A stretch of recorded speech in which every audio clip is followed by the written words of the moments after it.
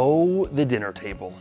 It's more than solely a place to set your plate and cutlery on. It's a marker. It's a social dividing line between who is in and who is out.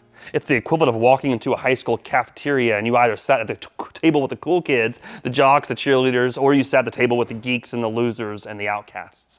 Who you sat with determined everything: your social status, your self-worth, your acceptance. And a Pharisee, one of the in crowd, invites Jesus to his dinner table.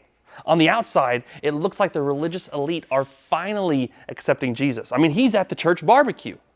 Yet on the inside, you see Jesus not welcomed like he was supposed to be. He was given the cold shoulder the moment he walked into the room. He was invited out of curiosity more than anything. They want to know, who is this guy?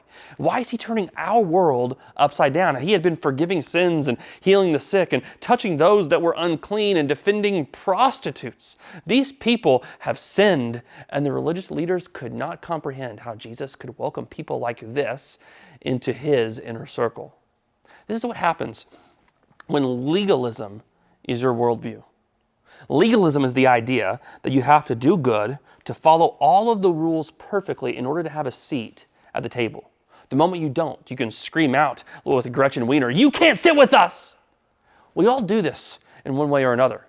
We construct a morality around our beliefs and our lifestyle that ultimately supports my way of life and condemns those that don't comply. Yet Jesus would not go along with the status quo. Instead, he invites harlots and heathens to his inner circle, which must mean he doesn't support legalism, but the opposite side of the spectrum, license. This is the idea that everything is affirmed and nothing is absolute or wrong. We hear it expressed like this in our world today: you be you. That's your truth, not my truth, and to each his own. Is that what Jesus is saying with his actions and with his teaching? That's what the Pharisees are trying to figure out. That's what they're wondering. And when this sinful woman shows up, they're thinking, now we can get the answer. Instead, Jesus talks about her sin.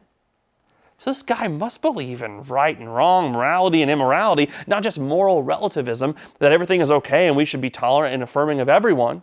Yet he says her sins are forgiven and she can go in peace. Jesus seems to choose a third way, that sin is real, yet it can be pardoned by him. It all comes down to what you think of this one word: grace. How do you respond to a God who can't support legalism and won't affirm license, but instead forgives anyone and everyone for whatever sin they have committed, as long as they're willing to place their faith and trust in him? What do you do with a God of grace?